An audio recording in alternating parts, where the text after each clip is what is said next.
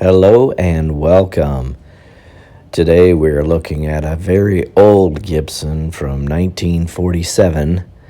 Maybe it's a 1946. We're not sure. I'm not a archtop expert, so some of you Gibson snobs can chime in and tell me exactly what year this is if you know. I'll have a image of the label on the inside, so that might provide some insights. But this is just a really sweet old dandy here. This guitar sounds and plays great. It was refinished at some point in its life. It looks more like the blonde examples that you'll see, the L7s, rather than a darker or a sunburst version that they had. And we suspect that this probably was a sunburst originally, and someone sanded it down and refinished it. There's some evidence of that on the back, and you'll see that here. The bridge is very unique and interesting, rather the string retainer portion here. And this is one of those guitars you pick up and you play and you don't really want to put it down. It's very inspiring. It's got some really nice resonance and some good volume for the guitar of its time. And it's just a really, really sweet guitar all around. Now this is my friend Shane's guitar, and it was his mother's second husband's guitar. Larry was his name. And Shane said every time he went over to their house, he would pick this guitar up and play it.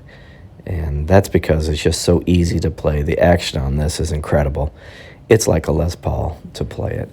And you can see that those strings there are cloth wound strings. They're black diamond strings. And I'd never played them before I picked this guitar up, but I really enjoy them. And they sound unique and really, really nice. They have a good character.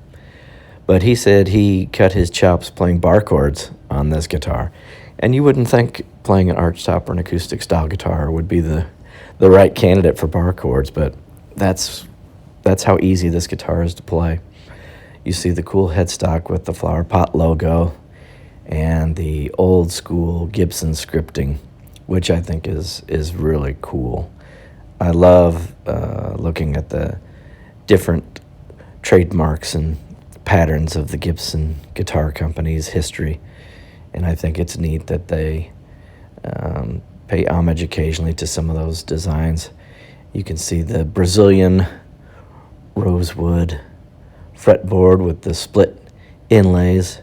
Just a very tasteful guitar all around. It's I guess the cheaper model to the L5, which was a little fancier.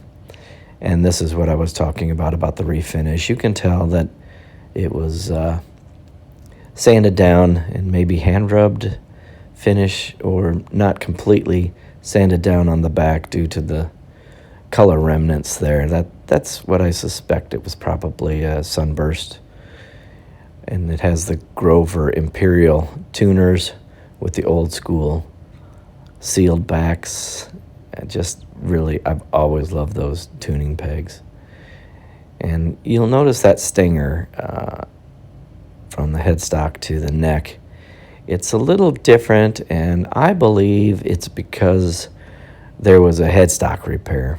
And it's done really well. It's very solid. I can imagine that this was done long ago by a very good luthier, because you can see there it's a little deeper than the stinger that you'll see on most examples here. And you can even see by the reflection that there's a little bit of a ripple there where that seam meets. So yeah, you can kind of tell, but you don't feel it, and it's just really nothing. And here's the label, which Shane said he tried very delicately and carefully to wipe it off because it was dirty and it just flaked off that piece, so he left it alone. I would be remiss if I didn't give you some kind of playing sample of this guitar, and I actually used it in a recording of mine, so I thought I would include a small snippet of that. So enjoy, and thanks for watching the video. Appreciate it. Take care.